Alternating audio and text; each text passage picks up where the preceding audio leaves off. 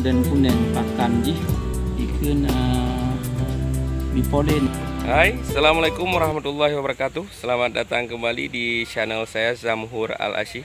Hari ini saya akan mereview budidaya linnet ya, kelulut. Di Aceh disebut dengan linnet. Oke, kita lihat saja.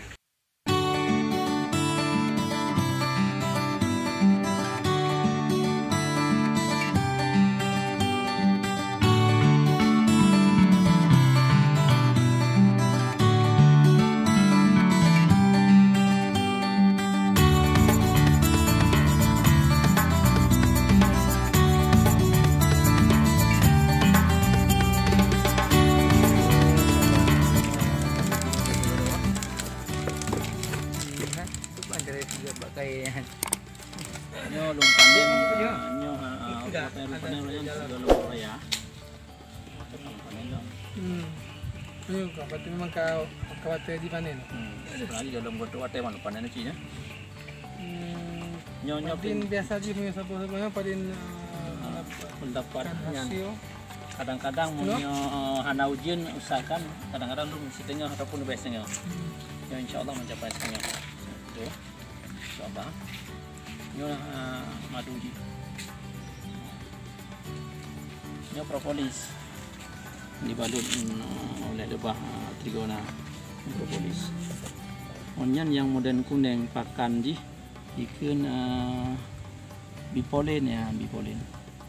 Bipolinnya toh yang sedang tak benar tak kena ubat nyampera kan? Pak Beduk. Bohnya. Bukan. Ya luka dia. Ada pun juga kena ubat. Memang enggak. Memang ubat. Sarangnya. Nyon. Boleh. Jadi ubat luka. Ubat luka emang. Kalau luka aman kena luka. Alah. Punya dicok dari serbuk sari bunga. Lumpubat. Lonjok ke dokter. Pindah dia. Yang lebah ya? Nya kah? Ya, lebah trigona. Yang hitam ya. Hah? Yang hitam. Iya. Duduk gede.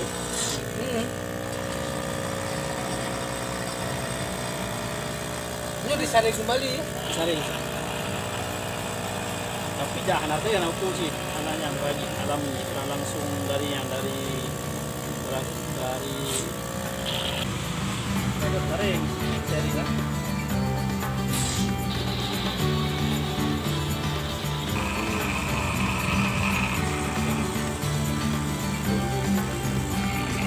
Set. Dua nah.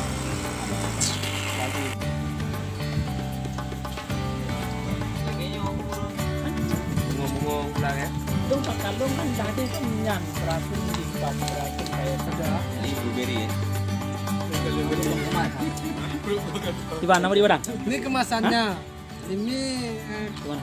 Yang paling berduga tadi milih Mana kan? Udah tampak kan? 300 300 pasaran berapa pasar ini? 120 biasa. 120. Ini warnanya warna Blueberry. blueberry yang memang Buru orang sekarang. diburu orang ya.